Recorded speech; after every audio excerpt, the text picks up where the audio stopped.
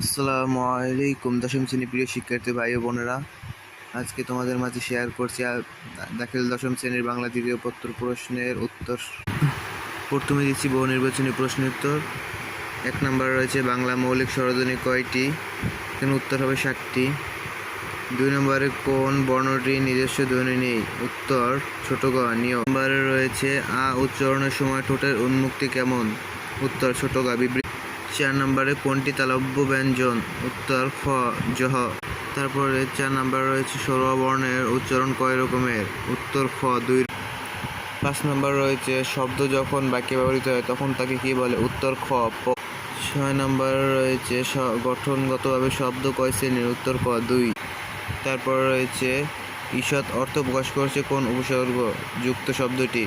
উত্তর খ উপকূল। তারপরের প্রশ্ন, গৌণ অর্থ প্রকাশ করেছে কোন উপসর্গ যুক্ত শব্দটি? উত্তর খ কদবেল। অবজ্ঞা অর্থে কোন শব্দটি ব্যবহার হয়েছে? উত্তর ছোট গ চোরা। তারপরে উপমতি কর্মদ্বারায় সমাসের উদাহরণ কোনটি? উত্তর ক চাঁদমুখ। তারপরে পরীক্ষা নিয়ন্ত্রক পদের বাস বাক্য কোনটি? উত্তর ছোট গ পরীক্ষা সমূহের নিয়ন্ত্রক। তারপরে তারিখ কোন শব্দ? উত্তর ক আরবি শব্দ। তারপরে যেসব শব্দ দিয়ে কোনো কিছুর নাম বোঝায় তাকে কি বলে? ক বিশেষ্য। তারপরে নদী, সাগর, পর্বত কোন বিশেষ্যের উদাহরণ? উত্তর খ জাত। পরে সাপেক্ষ সর্বনামের উদাহরণ কোনটি? উত্তর ছোট গ যে সে। তারপরে ঘুমন্ত শিশু, এখানে ঘুমন্ত কোন জাতীয় বিশেষণ? উত্তর ক অবস্থা। অন্যকে দিয়ে করা বোঝালে কোন ক্রিয়া হবে? উত্তর ছোট গ প্রযোজক ক্রিয়া।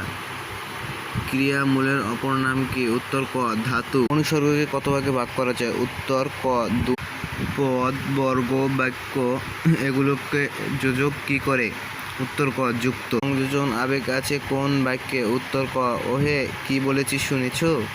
বাক্যের ক্রিয়াকে যে চালায় তাকে কি বলে? উত্তর ক কর্তা। বাক্যে উদ্দেশ্য সম্পর্কে যা বলা হয় তাকে কি বলে? উত্তর ছোট গ পূরক। তারপরে নিচের কোনটি সরল বাক্য? উত্তর ক পরিশ্রমীরা জীবনে সাফল্য লাভ করে। তারপর রয়েছে ব্যাচার্থ শব্দে কোন ধরনের অর্থ প্রকাশ করে? উত্তর ক মুখ্য।